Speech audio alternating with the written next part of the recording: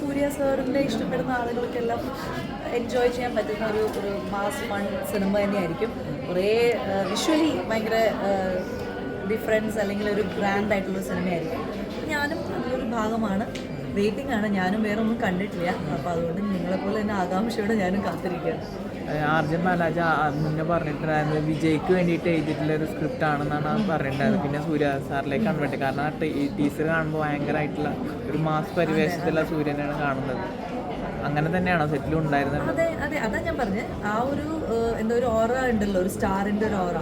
അപ്പം സൂര്യ സാർ ആ ഒരു ക്യാരക്ടറായിട്ട് വരുമ്പോൾ തീർച്ചയായിട്ടും അങ്ങനത്തെ കുറേ ഗെയിംസും കാര്യങ്ങളും ഒരു ഫാൻറ്റസി ഫൺ മാസ് മൂവി ആയിരിക്കും കവി. ഇന്ദ്രൻ സാറിൻ്റെ കോമ്പിനേഷൻസ് ഒക്കെ ഇന്ദ്രൻ സാറിൻ്റെ കൂടെ ഉണ്ട്, അനഖയുടെ കൂടെ ഉണ്ട്. പിന്നെ മലയാളി ഒരു ശിവതയും ഞാനും ഞങ്ങളുടെ കോമ്പിനേഷൻസ് ഒക്കെ ഉണ്ട്. 4 ആൾക്കാരാണ് മലയാളി താരം. ശിവതയുണ്ട്, ഞാനുണ്ട്, ഇന്ദ്രൻ സേട്ടൻ, അനഘ.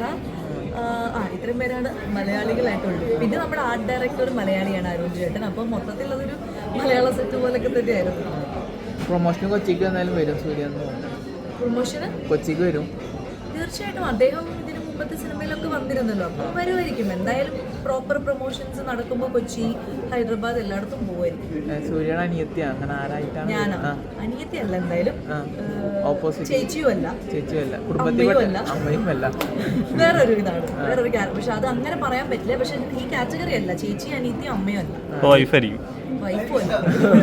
കുടുംബപരമായിട്ടൊന്നുമില്ല, വൈഫായിട്ടില്ല. വില്ലന്റെ ഫാമിലി പെട്ട ആരെയാണോ? വില്ലന്റെ ഫാമിലിയിലും ആരും എന്താ വില്ലൻ ഫാമിലി അങ്ങനെയൊന്നും അല്ല. അങ്ങനത്തെ ഒരു റിലേഷൻഷിപ്പ് പറയാനായിട്ട് ഇല്ല. ദൃശ്യല്ല, ദൃശ്യാണ് ഹീറോയിൻ. ദൃശ്യയുടെ കൂട്ടുകാരി അല്ല പോയി ഇത്രയുള്ളൂ, ഇനിയൊന്നുമില്ല. ദൃശ്യയുടെ കൂട്ടുകാരിയല്ല, പറയാനും ഉദ്ദേശിക്കുന്നുമില്ല. എനിക്ക് തന്നെ ഞാനിപ്പോൾ ആലോചിക്കുകയാണ്, ഞാൻ നിങ്ങളോട് എങ്ങനെ ഇതിങ്ങനെ ഒരു ഫുള്ള് ഇതിൽ തൊടാതെ എങ്ങനെ പറയുന്നുള്ളത് എനിക്കറിയില്ല. പക്ഷെ ഇപ്പൊ നിങ്ങൾ സിനിമ കാണുമ്പോൾ ഭയങ്കര സർപ്രൈസ് എന്ന് പറഞ്ഞ ക്യാരക്ടറും അങ്ങനെയുമല്ല, പെർഫോമൻസ് ഓറിയന്റഡ് ആയിട്ടുള്ള ഒരു ക്യാരക്ടർ ആയിരിക്കും. അതായത് ഇപ്പം എൻ്റെ ലബ്ബർ ബന്ദ് സിനിമയിൽ ഒരു പെർഫോമൻസ് ഓറിയന്റഡ് ക്യാരക്ടർ ആയിരുന്നല്ലോ. അങ്ങനെ വെച്ച് നോക്കുമ്പോൾ അത്രയും ഒരു പെർഫോമൻസിന് സ്പേസ് ഇല്ല. പക്ഷെ ഞാൻ അതിൽ ചെയ്യാത്ത പോലത്തെ ഒരു ക്യാരക്ടറാണ്. ജ്യോതികനായിട്ടൊക്കെ സംസാരിക്കാൻ പറ്റില്ല. സൂര്യ സാർ ഓഫ്കോഴ്സ് സെറ്റിൽ ഉണ്ടാവും. ഞാൻ ജ്യോതികനെ അവർ വന്നിരുന്നു. ഞാൻ ഒരു പ്രാവശ്യം ഞങ്ങളെല്ലാവരും മീറ്റ് ചെയ്തു. എല്ലാ ആർട്ടിസ്റ്റുകളുമായിട്ട് ഒരു ചെറിയ ഗെറ്റ് ടുഗദർ ഉണ്ടായിരുന്നു. അപ്പോൾ സംസാരിച്ചു.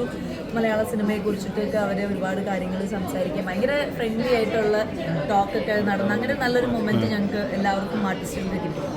ഒരു കാര്യം കൂടി ചോദിച്ചോട്ടെ, അതായത് ഇപ്പൊ സീസൺ എന്ന് പറയുന്നത് ബിഗ് ബോസിന്റെ സീസൺ ആയതുകൊണ്ട് കാണാറുണ്ടോ ബിഗ് ബോസ്? ഇപ്രാവശ്യത്തെ ബിഗ് ബോസിൽ എൻ്റെ ബെസ്റ്റ് ഫ്രണ്ട് ഷാനവാസ് ഉണ്ട്, പിന്നെ എൻ്റെ ഫ്രണ്ട് അനുമോൾ ഉണ്ട്, രേണു ഉണ്ട്, ശരത് ഉണ്ട്.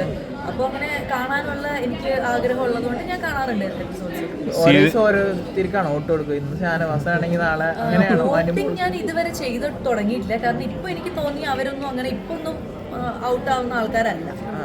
കോൺഫിഡന്റ് ആണ് ഷാനവാസ്, അനു, രേണു, ശരത്തേട്ടൻ, എല്ലാവരിലും എനിക്കൊരു കോൺഫിഡൻസ് ഉണ്ട്. അതുകൊണ്ട് ഇപ്പൊ ഞാൻ വോട്ടിംഗ് തുടങ്ങിയിട്ടില്ല. ഇനി അതിന്റെ ഒരു ഘട്ടമാകുമ്പോൾ തുടങ്ങാം.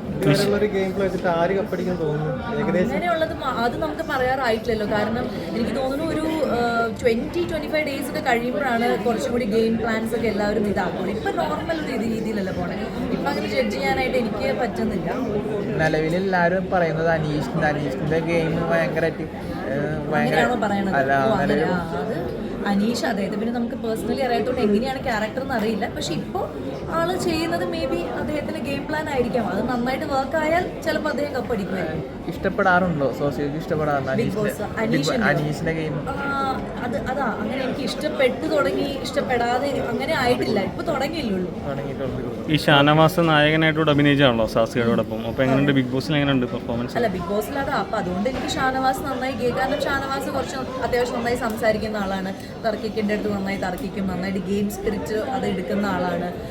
അത്യാവശ്യം കോമഡി ഹ്യൂമർ സെൻസ് ഉള്ള ആളാണ്. അപ്പം എനിക്ക് തോന്നി ഡാൻസ് പാട്ടറിയില്ല, ഡാൻസ്, അപ്പം മൊത്തത്തിലൊരു എൻ്റർടൈൻമെൻറ്റ് ആയിരിക്കും ഷാനു എന്ന് ഞാൻ വിചാരിക്കുന്നു. അതുകൊണ്ട് നന്നായിട്ട് മുന്നോട്ട് പോകുമെന്ന് ഞാൻ വിചാരിക്കുന്നു. മലയാളികളിലെ മലയാളികളിലെ രുദ്രനിലൂടെയാണ് ഷാനവാസിനെ കണ്ടിട്ടുണ്ടായിരുന്നത്. പക്ഷെ ബിഗ് ബോസിലേക്ക് വന്നപ്പോൾ ആ ഷാനവാസ് അല്ലത്. അത് ഉറപ്പായിട്ടും അങ്ങനെ ആയിരിക്കില്ലല്ലോ. രുദ്രൻ, ഇന്ദ്രൻ, അല്ലെങ്കിൽ അതൊക്കെ ക്യാരക്ടേഴ്സ് അല്ലേ. അതൊരു എഴുത്തുകാരൻ്റെയും ഡയറക്ടറിൻ്റെയും നമ്മൾ പെർഫോം ചെയ്യുന്നതാണ്. പക്ഷെ റിയൽ ക്യാരക്ടർ അങ്ങനെ ആയിരിക്കില്ലല്ലോ. തീർച്ചയായിട്ടും ഷാനവാസ് ഈ രുദ്രനും അല്ല ഇന്ദ്രനും അല്ല. ഷാനവാസ് വേറെ ഒരാൾ തന്നെയാണ്. അത് ബിഗ് ബോസിൽ കാണാൻ പറ്റട്ടെ ആളുകൾക്ക്. Okay, thank you.